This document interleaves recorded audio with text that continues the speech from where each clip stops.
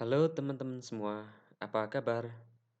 Selamat datang di channel saya, Sesi Pemrograman Dasar. Masih bersama saya, Muhammad Dianafi. Di video kali ini, kita akan membahas alur logika pemrograman. Tujuan pembelajaran pada sesi kali ini yaitu setelah mempelajari bab ini diharapkan mampu satu memahami alur logika pemrograman komputer. Yang nomor dua, menerapkan alur logika pemrograman. Dan yang ketiga, membuat alur logika pemrograman. Dua pokok materi yang akan kita bahas pada sesi kali ini. Yang pertama yaitu logika dan algoritma. Yang kedua adalah notasi penulisan algoritma. Baik teman-teman, kita mulai materi yang pertama yaitu pengertian dari logika dan algoritma. Mungkin sebelumnya teman-teman sudah pernah membaca atau mendengar istilah logika dan algoritma. Jadi, apa yang dimaksud dengan logika dan algoritma? Silahkan simak penjelasan materi berikut ini. Untuk mempermudah pemahaman pengertian, silahkan teman-teman simak keyword atau kata-kata yang sudah dicetak tebal. Yang pertama, logika. Logika berasal dari bahasa Yunani, yaitu logos yang berarti ilmu. Logika dapat diartikan ilmu yang mengajarkan cara berpikir untuk melakukan kegiatan dengan tujuan tertentu.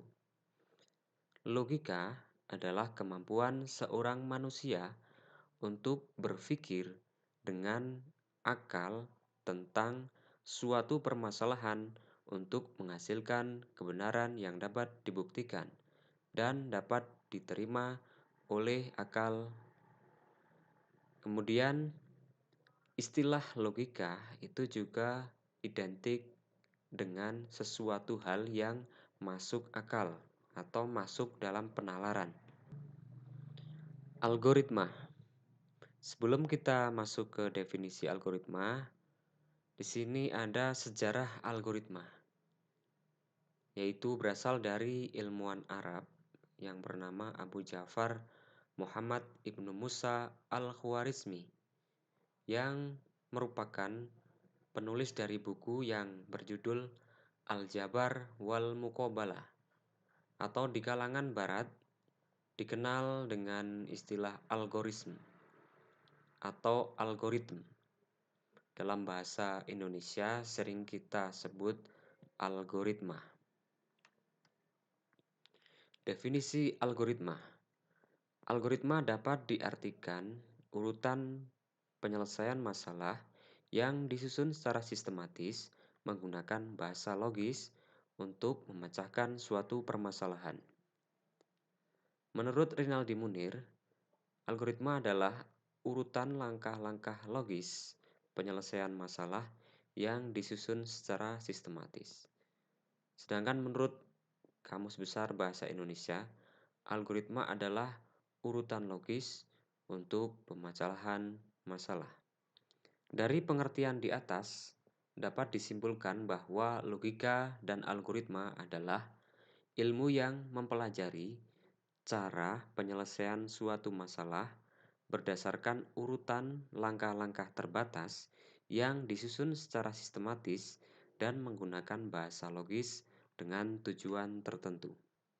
Ketika mendengar istilah algoritma, di bayangan teman-teman itu adalah ilmu komputer atau berhubungan dengan pemrograman atau berhubungan dengan ilmu matematika. Jadi sebenarnya algoritma itu sering kita lakukan dalam kehidupan sehari-hari. Sebagai contoh, di sini ada permasalahan yaitu bagaimana caranya supaya dapat melakukan pertukaran gelas dengan benar, yaitu memindahkan minuman teh pada gelas yang ada di sebelah kanan dan sebaliknya minuman kopi ini dipindahkan pada gelas yang sebelah kiri. Penyelesaian. Sebenarnya ada beberapa cara untuk menyelesaikan permasalahan tersebut. Ini saya ambil satu contoh cara penyelesaian untuk memindahkan atau bertukar isi gelas. Caranya yaitu dengan menambahkan satu gelas kosong di sebelah kanan, kemudian menuangkan minuman teh ke dalam gelas kosong, dan yang langkah kedua adalah menuangkan gelas yang ada di tengah yang berisi minuman kopi ke dalam gelas yang tadinya berisi teh. Kemudian langkah yang ketiga yaitu dengan memindahkan minuman teh yang sudah dipindahkan ke gelas kosong ke dalam gelas yang berada di tengah yang tadinya berisi minuman kopi. Langkah-langkah tersebut bisa kita katakan sebagai bentuk algoritma karena di situ terdapat urutan langkah-langkah untuk menyelesaikan masalah dengan cara yang logis, dengan tujuan tertentu. Ciri-ciri algoritma. Menurut Donald Ervinat atau yang dikenal dengan Bapak Analisis Algoritma, algoritma yang baik dan benar harus memiliki 5 kriteria sebagai berikut. Yang pertama, finiteness atau keterbatasan. Maksudnya adalah algoritma itu harus berakhir setelah mengerjakan sejumlah langkah proses. Seperti contoh yang tadi, langkahnya akan berakhir setelah isi gelasnya itu sudah dipindahkan. Nomor 2, definiteness atau kepastian. Jadi setiap langkah harus didefinisikan secara tepat dan tidak berarti ganda. Yaitu setiap orang yang membaca algoritma yang kita buat itu akan mengartikan instruksi yang sama. Yang nomor 3, input atau masukan. Algoritma memiliki 0 atau lebih data input masukan. Yang nomor 4, output atau keluaran. Jadi algoritma yang baik itu harus mempunyai 0 atau lebih hasil keluaran output. Effectiveness atau efektivitas yaitu berhubungan dengan langkah-langkah yang tercepat yang paling efektif untuk dikerjakan. Sifat algoritma. Tidak menggunakan simbol atau sintaksis dari suatu bahasa pemrograman tertentu.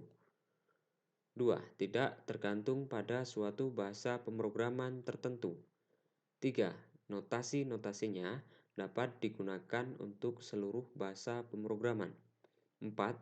Algoritma dapat digunakan untuk merepresentasikan suatu urutan kejadian secara logis dan dapat diterapkan di semua kejadian sehari-hari. Jadi di sifat algoritma ini adalah algoritma harus independen, tidak terpengaruh pada bahasa pemrograman tertentu dan dapat digunakan untuk semua bahasa pemrograman. Struktur dasar algoritma. Ada 3 macam. Yang pertama, runtunan atau sequence. Yang kedua, pemilihan. atau selection, dan yang ketiga pengulangan atau repetition atau istilah lainnya adalah looping. Struktur runtunan atau sequence merupakan instruksi berurutan yang dilakukan setelah instruksi sebelumnya sudah diselesaikan. Contoh, di tempat tertentu mobil tersebut hanya ada satu jalan yang harus dilewati. Struktur dasar yang kedua adalah pemilihan atau selection. Instruksi yang dikerjakan dengan kondisi tertentu. Contoh, persimpangan jalan merupakan pilihan pengendara untuk menuju suatu tempat tertentu. Pengulangan atau repetition atau looping merupakan kemampuan untuk mengerjakan sesuatu yang sama secara berulang kali. Contohnya, di sini terdapat sirkuit balap mobil yang harus dilewati oleh mobil yang berulang beberapa kali sesuai dengan ketentuan, di mana nanti mobil yang bisa paling cepat itu yang dinyatakan sebagai pemenangnya.